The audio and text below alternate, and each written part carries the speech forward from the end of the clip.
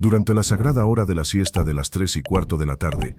cuando las calles empedradas de Ronda yacían vacías bajo el sol implacable de agosto de 1989 pradean, Elena Morales, de 19 años, salió de la casa encalada de su familia para comprar pan en la panadería que estaba a solo 2 cuadras de distancia. Su madre Rosa le diría después a la policía que escuchó cerrarse la puerta de madera con su crujido familiar, pero Elena nunca regresó con el pan de pueblo, y el panadero juró que nunca llegó. Las estrechas calles del casco antiguo de Ronda contuvieron la respiración esa tarde como si las propias piedras moriscas ancestrales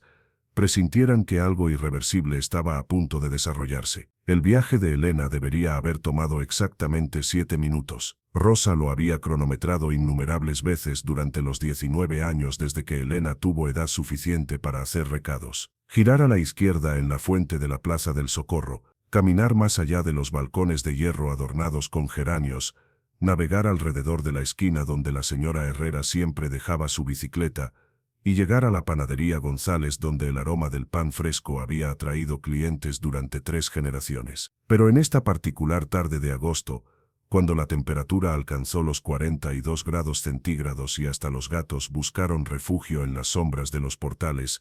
Elena Morales desapareció en algún lugar entre esos puntos de referencia familiares, esfumándose tan completamente como el rocío matutino bajo el sol andaluz. Lo que sucedió durante esos 7 minutos perdidos permanecería como el secreto más inquietante de Ronda durante 32 años, hasta que el descubrimiento de un trabajador de la construcción en el verano de 2021 finalmente expondría una verdad tan devastadora que destrozaría la confianza de este pueblo serrano en todos aquellos que creían conocer. Si te atraen los misterios donde cada detalle importa, donde los pequeños pueblos españoles guardan secretos que pueden destruir generaciones, asegúrate de suscribirte y únete a nosotros mientras descubrimos cómo la ciencia forense moderna finalmente llevó la justicia a un caso que había estado enterrado más profundo que los antiguos baños árabes bajo las calles de Ronda. Porque a veces las revelaciones más impactantes provienen de las personas en las que más confiamos. Elena Morales había nacido durante el enero más frío en la historia registrada de Ronda,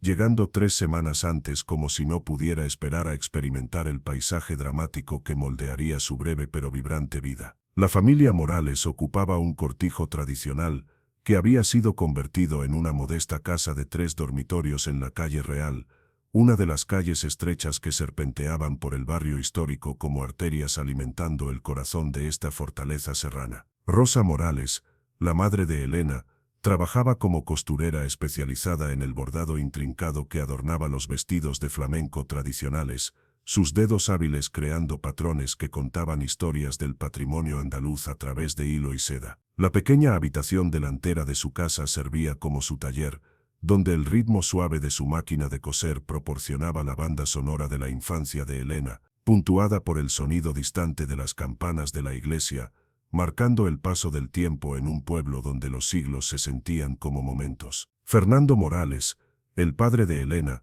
mantenía los jardines municipales que rodeaban el monumento más famoso de Ronda, el Puente Nuevo, el puente que atravesaba el dramático desfiladero de El Tajo con su caída de 120 metros al río Guadalevín abajo. Fernando se enorgullecía de su trabajo, cuidando los olivos y rosales que proporcionaban toques de color contra la piedra color miel del puente, creando un paraíso turístico que atraía visitantes de toda Europa para fotografiar el paisaje dramático. Elena misma poseía el tipo de belleza natural que los fotógrafos trataban de capturar para folletos de viaje a ojos oscuros que reflejaban la profundidad del desfiladero de El Tajo, cabello del color de las castañas recogidas en otoño, y una sonrisa que podía encantar incluso a los miembros más serios de la jerarquía social conservadora de Ronda. A los 19 años, había completado su bachillerato y trabajaba medio tiempo en la biblioteca local, ayudando a residentes ancianos a navegar la colección de libros y periódicos,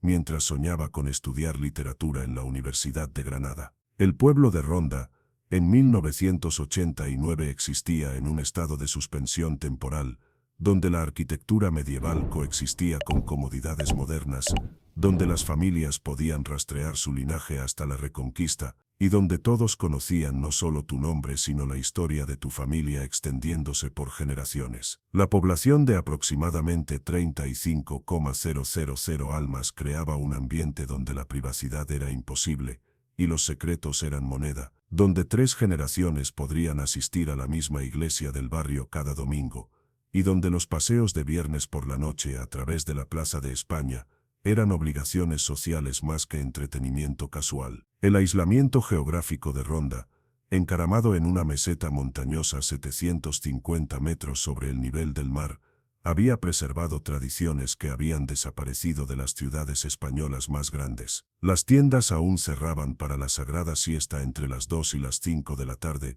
Las familias se reunían para elaborados almuerzos dominicales que duraban hasta la noche, y las mujeres jóvenes como Elena se movían por el mundo con un entendimiento de que sus acciones reflejaban no solo sobre ellas mismas, sino sobre la reputación de toda su familia dentro de la comunidad. La familia Morales ocupaba una posición de tranquila respetabilidad dentro de la jerarquía social de Ronda. Las habilidades de bordado de Rosa eran buscadas por familias que planeaban bodas y celebraciones religiosas. El empleo municipal de Fernando proporcionaba ingresos estables y posición social, y el trabajo de Elena en la biblioteca demostraba el compromiso de la familia con la educación y la participación cívica. Asistían a misa cada domingo en la iglesia de Santa María la Mayor, participaban en la feria anual de Pedro Romero, y mantenían el tipo de rutina que había sostenido a las familias andaluzas durante siglos. El horario diario de Elena reflejaba el ritmo de la vida española de pueblo pequeño,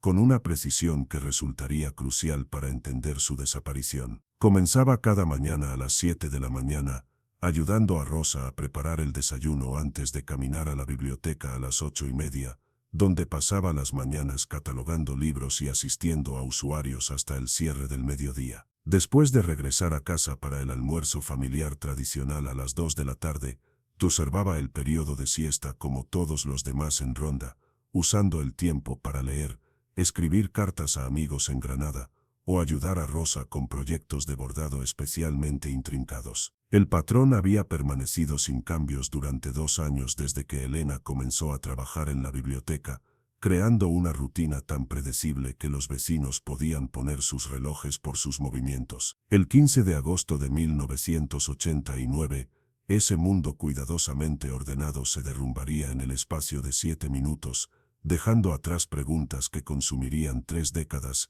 y finalmente revelarían verdades que nadie en Ronda podría haber imaginado. La mañana del 15 de agosto de 1989 comenzó como innumerables otras en el hogar de los Morales, con Rosa preparando café con leche en la pequeña cocina, mientras Elena trenzaba su cabello en el estilo práctico que usaba para el trabajo en la biblioteca. La fiesta de la Asunción había llenado el pueblo con una energía inusual el día anterior, mientras las familias asistían a misas especiales y los niños jugaron en la plaza hasta mucho después de sus horarios normales de acostarse. Pero la mañana del martes trajo el regreso de los ritmos y responsabilidades normales. El trabajo de Elena en la biblioteca municipal esa mañana involucró procesar un envío de libros nuevos que había llegado de Madrid, incluyendo varios volúmenes de poesía española contemporánea que examinó con particular interés. La señora López, la bibliotecaria jefe que había conocido a Elena desde la infancia, les diría después a los investigadores que la joven parecía emocionada por algo, mencionando planes para preparar una cena especial para sus padres esa noche para celebrar su aceptación a estudios universitarios en Granada. La biblioteca cerró a la 1:30 de la tarde para el periodo de siesta, y Elena caminó a casa por calles que ya se vaciaban mientras los residentes se retiraban a sus casas para el almuerzo y descanso de la tarde. La temperatura había estado subiendo constantemente desde el amanecer, y para cuando Elena llegó a la calle Real, las piedras antiguas bajo sus pies irradiaban calor como la superficie de una estufa, haciendo que la perspectiva de la siesta fuera particularmente atractiva. Rosa había preparado gazpacho y tortilla española para el almuerzo, junto con melón fresco del mercado municipal que Fernando había comprado durante su descanso matutino. La familia comió junta en su pequeño comedor, discutiendo la próxima partida de Elena a Granada y las preparaciones prácticas que serían requeridas para su transición a la vida universitaria. Fernando expresó orgullo por los logros académicos de su hija mientras Rosa se preocupaba por los costos y peligros de la vida en la ciudad, preocupaciones que Elena abordó con el afecto paciente de una mujer joven que entendía los instintos protectores de sus padres. Después del almuerzo, Elena se retiró a su dormitorio para el periodo tradicional de descanso de siesta, pero el calor hizo imposible dormir a pesar de las paredes gruesas que usualmente mantenían su casa fresca durante las tardes de verano. Pasó el tiempo leyendo una colección de poemas de García Lorca, haciendo notas en los márgenes con la escritura cuidadosa que sus maestros siempre habían elogiado. Para las 3 de la tarde Mía Casa se había asentado en el profundo silencio que caracterizaba la hora de siesta en Ronda, cuando hasta las campanas de la iglesia observaban el período sagrado de descanso. Rosa estaba adormilada en su silla de coser cuando Elena apareció en la entrada del taller, anunciando su intención de caminar a la panadería González para comprar pan para la comida de la noche. Rosa murmuró su acuerdo sin despertarse completamente, su conciencia registrando el sonido familiar de la puerta principal cerrándose pero sin procesar la significancia de ese momento, hasta horas después cuando Elena no logró regresar. La ruta desde la casa de los Morales hasta la panadería González seguía uno de los senderos peatonales más transitados de Ronda, un viaje que miles de residentes hacían semanalmente sin incidente o preocupación. Elena habría caminado por la calle Real hacia la Plaza del Socorro, pasado la fuente donde los niños se reunían durante horas más frescas, y continuado a través del laberinto de calles estrechas que conectaban los barrios de Ronda como capilares alimentando órganos vitales. A las 3:15 de la tarde del 15 de agosto, cada tienda en el casco antiguo de Ronda estaba cerrada por siesta, creando un vacío inusual en calles que normalmente bullían de actividad. Elena habría sido una de las pocas personas moviéndose por el centro histórico, sus pasos haciendo eco en las paredes de piedra que habían sido testigo de 8 siglos de drama humano. El aislamiento que hacía hermosa a Ronda también la hacía peligrosa para una mujer joven caminando sola, aunque la naturaleza estrecha de la comunidad siempre había proporcionado protección a través de la simple presencia de vecinos que conocían los asuntos de todos. La panadería González ocupaba una ubicación en esquina, donde la calle Tenorio se encontraba con la calle Armiñán, su puerta de madera marcada por un letrero pintado a mano, que había sido renovado anualmente desde 1923. Miguel González, el panadero de tercera generación que operaba la tienda, mantenía el horario tradicional que requería que comenzara a trabajar a las 4 de la mañana, para tener pan fresco listo cuando la siesta terminara a las 5 de la tarde. Su rutina era tan precisa que los vecinos bromeaban que podían navegar Ronda con los ojos vendados, simplemente siguiendo el aroma de su horneado. Miguel después proporcionaría testimonio crucial de que Elena nunca llegó a su panadería esa tarde. Había estado trabajando en la habitación trasera, preparando masa para el segundo lote de la noche, cuando escuchó pasos acercándose a su tienda alrededor de las 3:20 de la tarde. Los sonidos se detuvieron abruptamente, seguidos por lo que describió como conversación ahogada, pero cuando salió a investigar, la calle estaba vacía excepto por un gato callejero buscando sombra bajo su toldo. Los 7 minutos entre la partida de Elena de casa y su falla en llegar a la panadería se convirtieron en el foco de una investigación que consumiría a la Guardia Civil, traumatizaría a la familia Morales y dividiría a la comunidad entre aquellos que creían que Elena había tenido un accidente y aquellos que sospechaban que algo mucho más siniestro había ocurrido en las calles antiguas de Ronda. La alarma se levantó a las 6:30 de la tarde cuando Elena no logró regresar a casa para la comida nocturna de la familia, un retraso que habría sido impensable bajo circunstancias normales. La preocupación inicial de Rosa se transformó en pánico cuando caminó a la panadería González y aprendió de Miguel que Elena nunca había llegado. El recado de comprar pan, que debería haber tomado 7 minutos de alguna manera, se había extendido a 3 horas sin explicación o rastro. Fernando abandonó sus deberes de jardinería nocturna y comenzó a buscar por las calles de Ronda con la precisión metódica que aplicaba al paisajismo municipal. Revisó cada plaza, cada iglesia, cada tienda que podría haber atraído la atención de Elena, preguntando a tenderos y vecinos si habían visto a su hija durante el vacío inusual de la hora de siesta. Las respuestas fueron uniformemente negativas. Nadie había encontrado a Elena después de que salió de casa, como si simplemente se hubiera evaporado en el calor de Ageo Sto. El puesto de la Guardia Civil en Ronda estaba a cargo del sargento Carlos Vega, un veterano de 23 años que había manejado casos de personas desaparecidas involucrando turistas que se habían perdido haciendo senderismo por los senderos de montaña o residentes ancianos que habían vagado lejos de las residencias de ancianos. La desaparición de una mujer joven local durante pleno día representaba algo completamente diferente,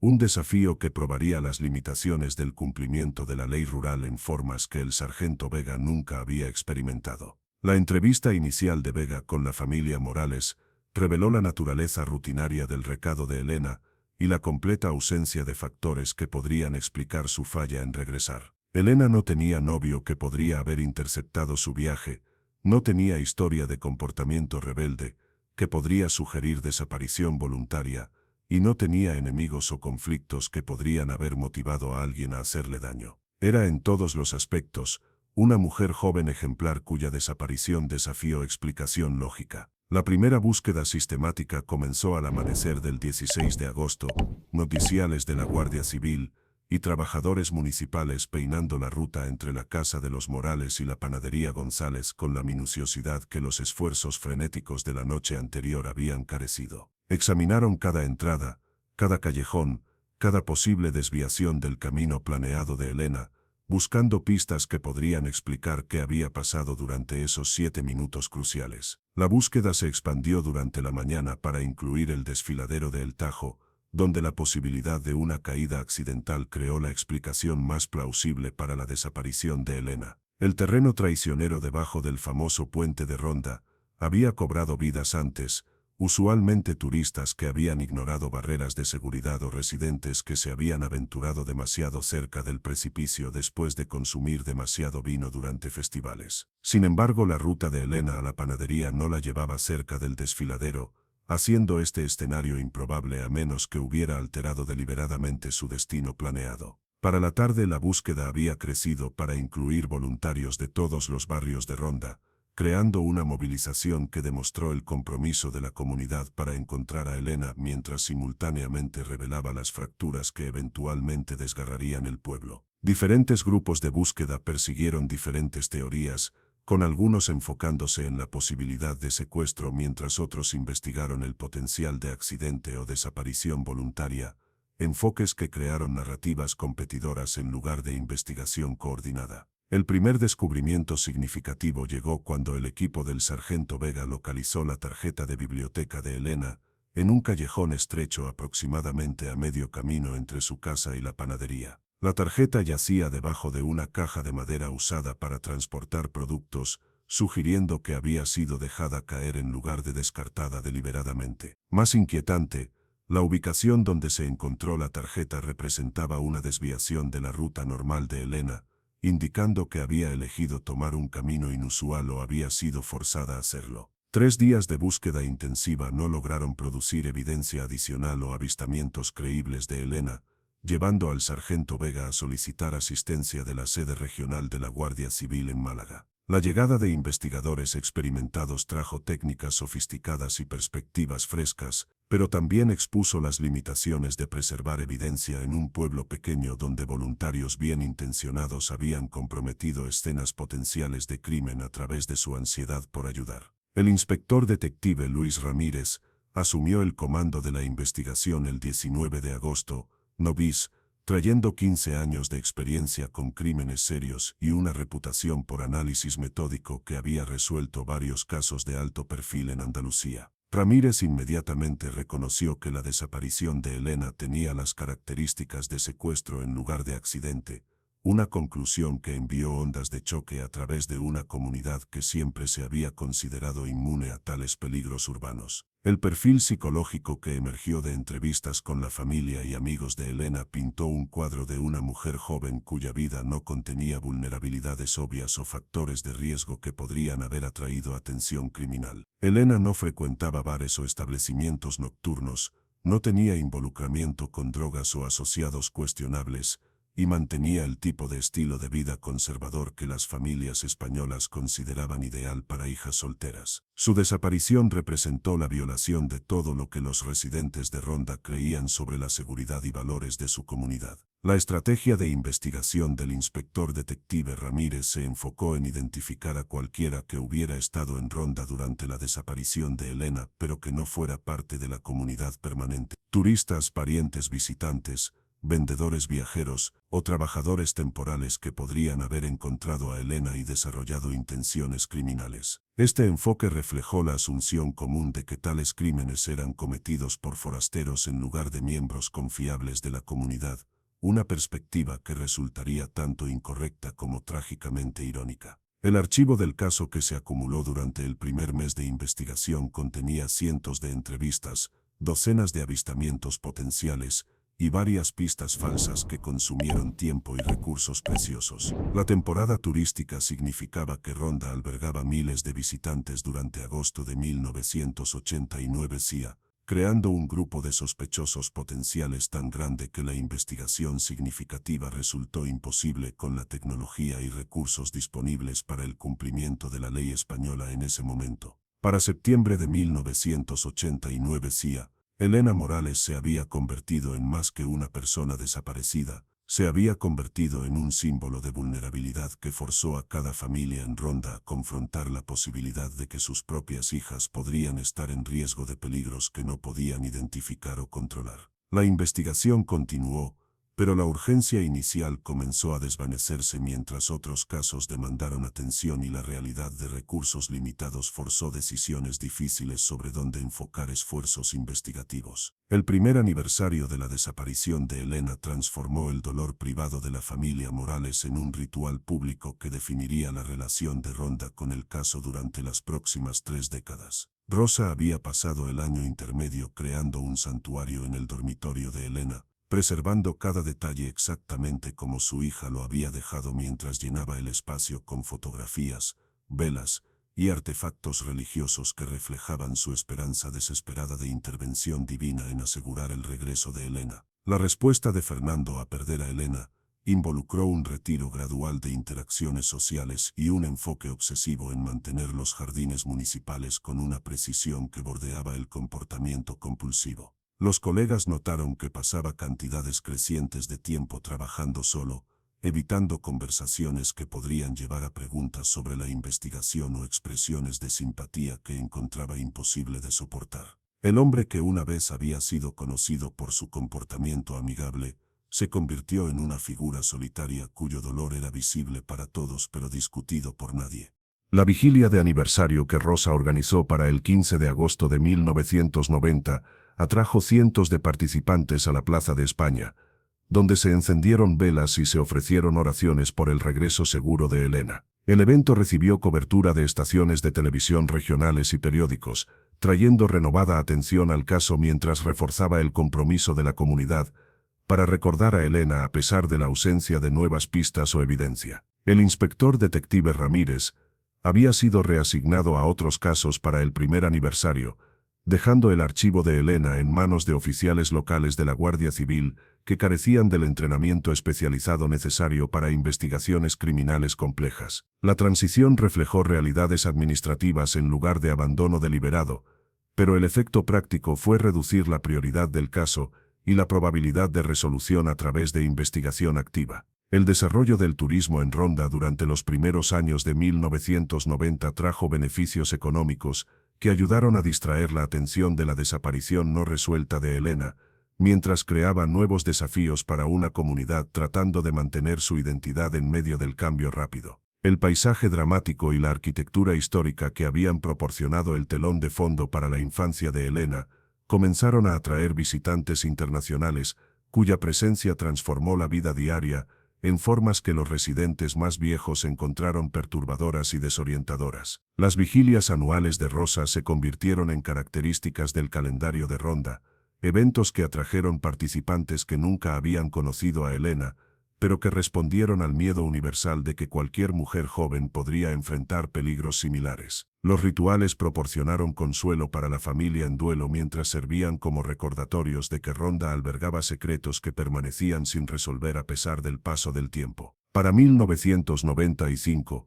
6 años después de la desaparición de Elena, la investigación activa había cesado esencialmente excepto por revisiones periódicas que no produjeron nueva evidencia o pistas prometedoras. El caso permaneció oficialmente abierto, pero prácticamente hablando, Elena Morales se había convertido en otro misterio sin resolver en un sistema abrumado por crímenes más recientes que demandaban atención inmediata. El peaje psicológico en la comunidad de Ronda se reveló en formas sutiles pero persistentes. Los padres se volvieron más protectores de sus hijas, las interacciones sociales adquirieron matices de sospecha, y las conversaciones sobre el pasado inevitablemente regresaron a especulación sobre qué había pasado a Elena durante esos 7 minutos perdidos en agosto de 1989. El caso había creado una herida permanente en la conciencia colectiva de la comunidad, que nunca sanó completamente a pesar del paso de las décadas. Psíquicos profesionales e investigadores aficionados comenzaron a involucrarse en el caso de Elena durante los últimos años de 1990 ofreciendo teorías y percepciones que miembros desesperados de la familia exploraron a pesar de su credibilidad dudosa. Rosa gastó miles de pesetas consultando individuos que reclamaban habilidades sobrenaturales para localizar personas desaparecidas, persiguiendo pistas que invariablemente llevaron a decepción y desesperación más profunda, mientras proporcionaban falsa esperanza que prolongó su sufrimiento. La emergencia del Internet en hogares españoles durante los primeros años de 2000 creó nuevas oportunidades para publicitar el caso de Elena a través de sitios web y foros dedicados a crímenes sin resolver. Detectives aficionados de toda Europa comenzaron a analizar la evidencia disponible y proponer teorías que iban desde plausibles hasta fantásticas, generando enormes cantidades de especulación que raramente produjeron pistas accionables para el cumplimiento de la ley. Miguel González, el panadero que había proporcionado testimonio crucial temprano sobre la falla de Elena en llegar a su tienda, murió de un ataque cardíaco en 2003,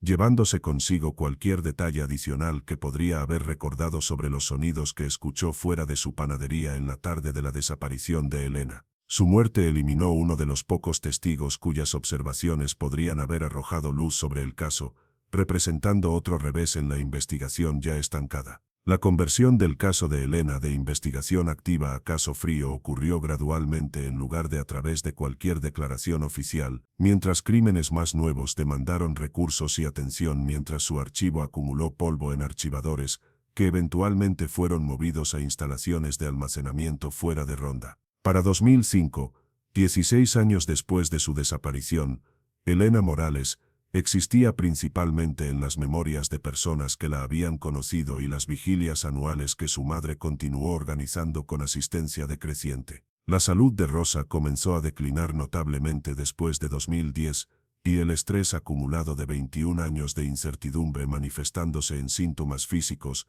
que los doctores atribuyeron a dolor crónico y ansiedad. Fernando asumió responsabilidad creciente por mantener la memoria de Elena a través de las conmemoraciones anuales, mientras luchaba con sus propios problemas de salud que se negó a reconocer o tratar adecuadamente. La crisis económica global que afectó a España durante los últimos años de 2000 y primeros de 2010 creó presiones adicionales en familias como los Morales, cuyos ingresos modestos proporcionaron poco amortiguador contra el desempleo y presupuestos municipales reducidos. La posición de Fernando con la ciudad permaneció segura, pero el estrés financiero de los tratamientos médicos de Rosa y su negativa a abandonar la esperanza por el regreso de Elena, creó dificultades que probaron su matrimonio y su fe en formas que 2 décadas de dolor no habían hecho. Las plataformas de redes sociales comenzaron a presentar el caso de Elena durante los años 2010, mientras entusiastas del crimen verdadero crearon páginas de Facebook y cuentas de Twitter dedicadas a analizar casos fríos y proponer nuevas teorías. La resurrección digital de la historia de Elena trajo atención internacional de personas que nunca habían visitado Ronda,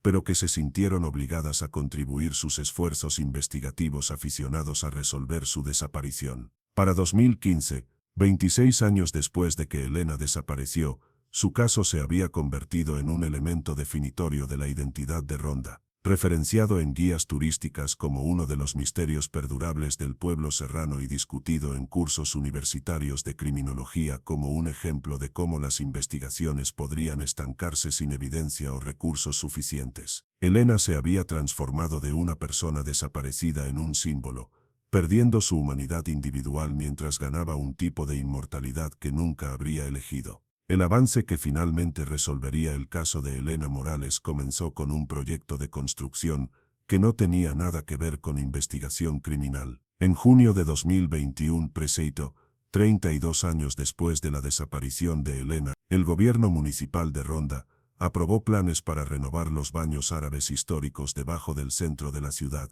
una atracción turística que había sufrido daño estructural durante lluvias fuertes recientes y requería trabajo de restauración extenso. El proyecto de renovación, financiado a través de subvenciones de preservación cultural de la Unión Europea, involucró excavar cuidadosamente alrededor de las estructuras de piedra del siglo XII, mientras se instalaban sistemas modernos de control climático para proteger la arquitectura histórica. El trabajo delicado requirió supervisión arqueológica para asegurar que cualquier artefacto descubierto durante la excavación recibiera documentación y preservación adecuadas. La doctora Carmen Sánchez, la supervisora arqueológica asignada al proyecto de los baños árabes, había pasado 15 años trabajando en sitios medievales por toda Andalucía, desarrollando experiencia en distinguir entre artefactos históricos y materiales más recientes que podrían haber sido depositados a través de procesos naturales o actividad humana. Su enfoque metódico de la excavación resultaría crucial en reconocer la significancia de lo que su equipo descubrió el 3 de julio de 2021. La cuadrilla de construcción estaba excavando un canal de drenaje aproximadamente 2 metros debajo de la cámara principal de baños, cuando el trabajador José Antonio Ruiz notó lo que parecía ser tela sobresaliendo de una sección de tierra perturbada. La doctora Sánchez inmediatamente detuvo la construcción y comenzó el proceso cuidadoso de exposición arqueológica, usando cepillos y herramientas pequeñas para revelar lo que yacía enterrado debajo de siglos de sedimento acumulado. La tela resultó ser parte de un vestido de algodón, su patrón azul y blanco aún parcialmente visible, a pesar de 3 décadas de entierro en las condiciones húmedas debajo de las calles de Ronda. Más inquietante fue el descubrimiento de restos humanos asociados con la ropa, huesos que la doctora Sánchez inmediatamente reconoció como pertenecientes a una mujer adulta joven basado en su tamaño y características. La ubicación de los restos, profundo debajo de un sitio turístico que miles de personas visitaban anualmente, sugirió ocultación deliberada por alguien con conocimiento íntimo de la geografía subterránea de Ronda. El complejo de baños árabes incluía numerosas cámaras y pasajes que estaban cerrados al acceso público, proporcionando lugares perfectos para esconder para alguien que entendiera la disposición del sitio y las limitaciones de SSIEURIDAD.L. A doctora Sánchez contactó a la Guardia Civil dentro de horas del descubrimiento, entendiendo que había descubierto evidencia en lo que era casi ciertamente un caso criminal en lugar de un hallazgo arqueológico. La excavación cuidadosa que siguió reveló artículos adicionales que resultarían cruciales para identificar los restos, una tarjeta de biblioteca portando el nombre de Elena Morales y una pequeña cruz de plata que Rosa después identificaría como un regalo de confirmación que le había dado a Elena en su 16º cumpleaños. El análisis de ADN que confirmó que los restos pertenecían a Elena Morales tomó 6 semanas para procesar a través del Laboratorio Forense Nacional en Madrid, 6 semanas durante las cuales los residentes de Ronda vivieron con la certeza de que su misterio de décadas finalmente se acercaba a resolución, mientras temían lo que esa resolución podría revelar sobre su comunidad y las personas en las que habían confiado durante 32 años. El examen forense reveló detalles que pintaron un cuadro horrible de las horas finales de Elena. El posicionamiento de sus restos y la condición de su ropa indicaron que había sido agredida sexualmente antes de ser asesinada, confirmando los peores temores que los investigadores habían albergado desde su desaparición. Más significativamente, la preservación de tejido blando en el ambiente subterráneo permitió a los científicos forenses extraer evidencia de ADN que potencialmente podría identificar a su asesino si el perfil de esa persona existía en bases de datos del cumplimiento de la ley. Las noticias de que el cuerpo de Elena había sido encontrado llegaron a Rosa y Fernando, A través de una llamada telefónica de la sargento María José Torres, la actual jefa del puesto de la Guardia Civil de Ronda, quien había solicitado la difícil asignación de informar a los padres de Elena, que su espera de 32 años por respuestas finalmente estaba terminando. La reacción de Rosa combinó alivio de finalmente conocer el destino de Elena con angustia renovada sobre la confirmación de que su hija había muerto violentamente poco después de su desaparición. El descubrimiento desencadenó una investigación renovada, usando técnicas forenses que habían estado no disponibles en 1989, incluyendo análisis de ADN, procesamiento avanzado de evidencia y bases de datos de computadora, que podían cruzar información a través de décadas y jurisdicciones. La inspectora detective Ana Ruiz, quien se especializa en casos fríos para la sede regional de la Guardia Civil, asumió el comando de la investigación reabierta con recursos y tecnología que representaron avances revolucionarios sobre las capacidades disponibles para sus predecesores. La evidencia de ADN recuperada de los restos de Elena fue procesada a través de la Base de Datos Nacional de ADN de España, que contenía perfiles genéticos de criminales convictos, personas desaparecidas y evidencia de crímenes sin resolver que se remontaba a los años 1990. El proceso de comparación identificó ADN que pertenecía a Elena y material genético de un varón desconocido que había estado en contacto íntimo con ella durante sus horas finales. El perfil de ADN desconocido fue sometido a bases de datos internacionales a través de Interpol, expandiendo la búsqueda para incluir información genética de toda Europa y generando interés de agencias del cumplimiento de la ley en otros países donde crímenes similares sin resolver podrían estar conectados al caso de Elena. El proceso representó un nivel de coordinación investigativa que habría sido imposible durante los años 1980, pero que se había convertido en práctica estándar para crímenes serios en la era digital. Mientras esperaba resultados de comparación de ADN, la inspectora detective Ruiz comenzó a reconstruir el ambiente social de Ronda de 1989, entrevistando residentes ancianos que recordaban el periodo de la desaparición de Elena y revisando archivos de periódicos locales y registros municipales que podrían contener información relevante. Su investigación se enfocó en identificar individuos que habían poseído el conocimiento de la geografía subterránea de Ronda necesario para ocultar el cuerpo de Elena en una ubicación tan efectiva. El avance llegó cuando la comparación de ADN produjo una coincidencia con un perfil genético que había sido ingresado a la base de datos siguiendo un arresto por violencia doméstica en 2018. El perfil pertenecía al padre Antonio Moreno, el sacerdote retirado que había servido a la iglesia de Santa María la Mayor de Ronda durante 43 años antes de su retiro en 2015 Ruiz, incluyendo todo el periodo cuando la familia de Elena había buscado consuelo espiritual de él durante sus décadas de dolor e incertidumbre. El arresto del padre Moreno, el 15 de agosto de 2021, fino 21, exactamente 32 años después de la desaparición de Elena, envió ondas de choque a través de Ronda, que empequeñecieron incluso el trauma original de su desaparición. La revelación de que el líder espiritual más confiable de la comunidad había sido responsable del crimen que había definido 3 décadas de angustia colectiva, representó una traición tan profunda, que muchos residentes lucharon para procesar sus implicaciones. La investigación reveló que el padre Moreno había usado su posición de autoridad y confianza para acercarse a Elena durante su caminata a la panadería, convenciéndola de acompañarlo a la iglesia por lo que reclamó era un asunto urgente que requería su asistencia. Su conocimiento del complejo de baños árabes, al cual había accedido a través de su involucramiento en comités de preservación histórica,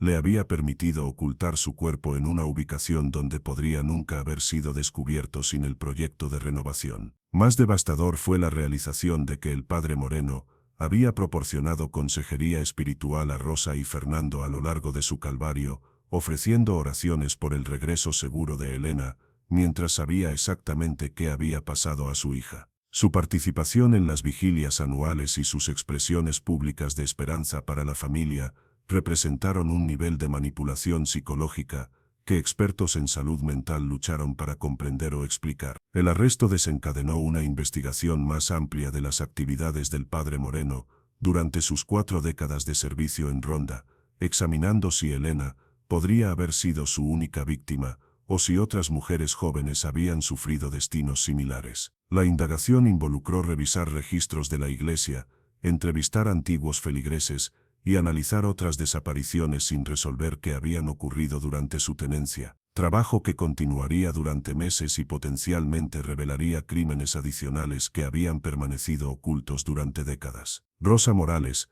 ahora de 78 años y en salud declinante, luchó para comprender que el sacerdote que había conducido las misas memoriales de Elena y que había proporcionado consuelo durante sus momentos más oscuros, había sido la persona responsable de la muerte de su hija. La traición representó no solo la violación de confianza, sino la desecración de la fe misma, atacando las fundaciones espirituales que la habían sostenido a través de 32 años de incertidumbre y dolor. El juicio del padre Antonio Moreno comenzó en la Audiencia Provincial de Málaga el 14 de febrero de 2022, día de San Valentín, una fecha que llevaba ironía cruel para un caso que había destruido tantas expresiones de amor y confianza durante el curso de 3 décadas. Los procedimientos atrajeron atención mediática internacional, mientras representantes de la comunidad global de crimen verdadero descendieron al sur de España para presenciar la resolución de un caso que se había vuelto legendario entre entusiastas de misterios sin resolver. La evidencia presentada durante el juicio pintó un cuadro comprensivo de premeditación y traición que dejó poca duda sobre la culpabilidad del padre Moreno,